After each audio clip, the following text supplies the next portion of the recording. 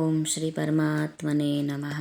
શ્રીમદ ભગવદ્ ગીતા અધ્યાય 18મો મોક્ષ સંન્યાસ યોગ, એનો શ્લોક ક્રમાંક આજે 29. બધા કર્મો વિચારપૂર્વક કરવામાં આવે છે.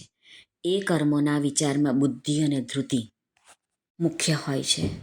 એના ભેદો ભગવાન બતાવે છે. તો ચાલો આપણે શ્લોક જોઈએ. શ્રી ભગવાન વાચ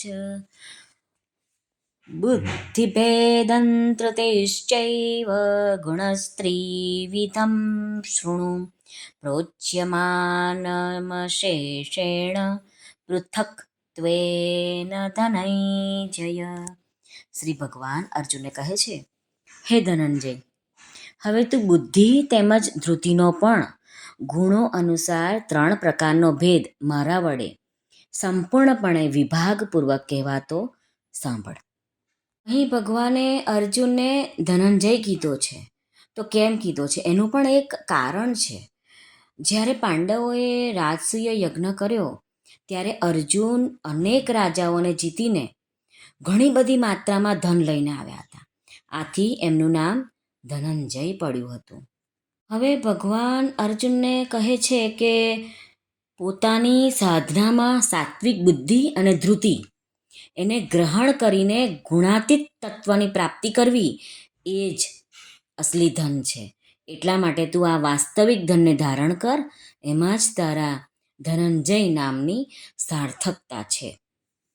બુદ્ધિભેદં ધૃતિશ્ચૈવ ગુણસ્ત્રિવિધં શૃણુ. બુદ્ધિ અને ધૃતિ એ પણ 3 પ્રકારની છે: સાત્વિક, રાજસ અને તામસ. ધૃતિ પોતાનામાં એટલે કે જે કર્તા છે એમાં રહે છે. એ ધૃતિને કારણે જ મનુષ્ય બુદ્ધિનો સારો એવો ઉપયોગ કરી શકે છે. ધૃતિ જેટલી શ્રેષ્ઠ એટલે કે સાત્વિકી હશે એટલી જ આપણામાં બુદ્ધિની એટલી જ સ્થિરતા રહેશે.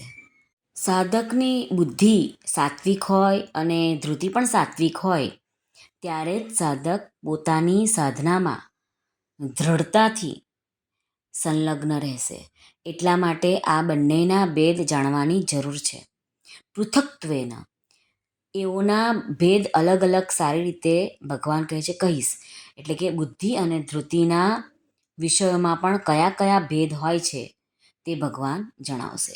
પ્રોચ્યમાનમ શેષેણ, ભગવાન કહે છે કે બુદ્ધિ અને ધૃતિના વિષયમાં જાણવાની જે જરૂર છે તે બધી જ વાતો તે હું તને પૂરેપૂરી કહીશ, જેના પછી ફરીથી તારે જાણવાનું બાકી નહીં રહે.